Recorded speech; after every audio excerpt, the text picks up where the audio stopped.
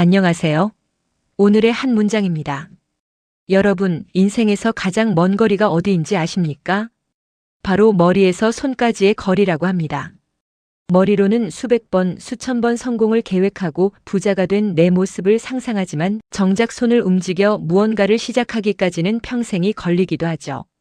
세계적인 동기부여 전문가 브라이언 트레이시는 이렇게 말합니다. 성공의 공식은 의외로 간단하다. 결심하고 시작하고 끝까지 하는 것이다.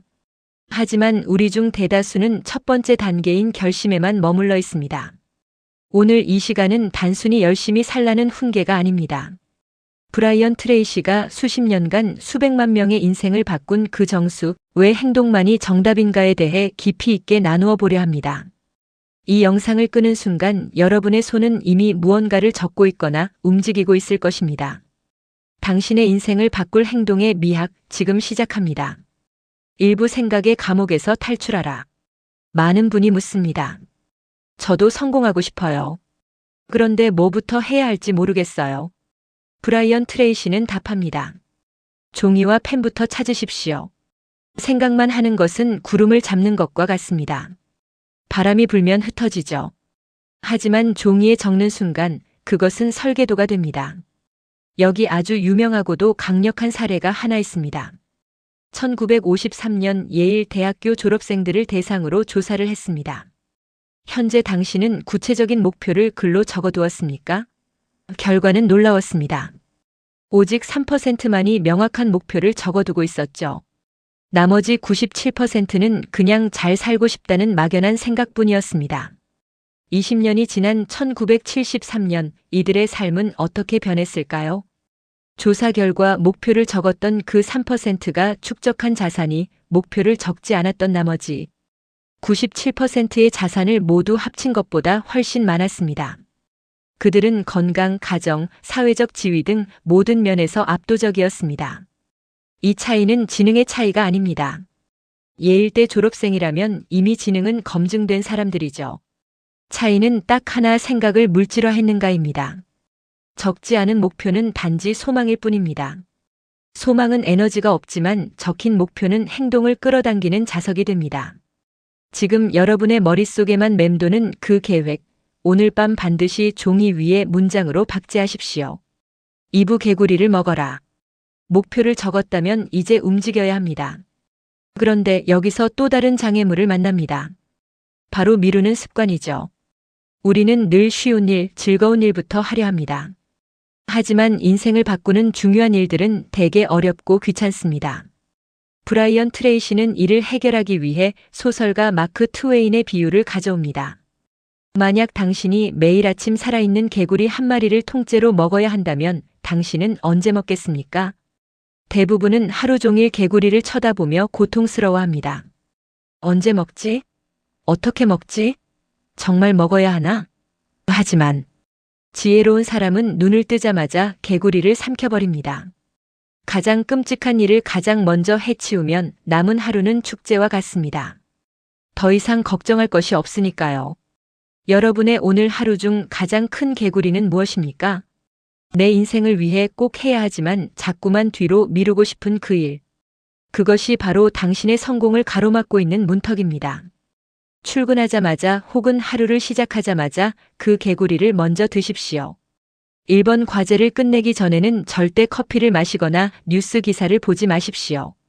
이 작은 습관 하나가 당신을 상위 1%의 실행가로 만들 것입니다. 3부 결과 중심의 사고. 행동한다고 해서 무조건 성공하는 것은 아닙니다. 열심히보다 중요한 것은 제대로입니다.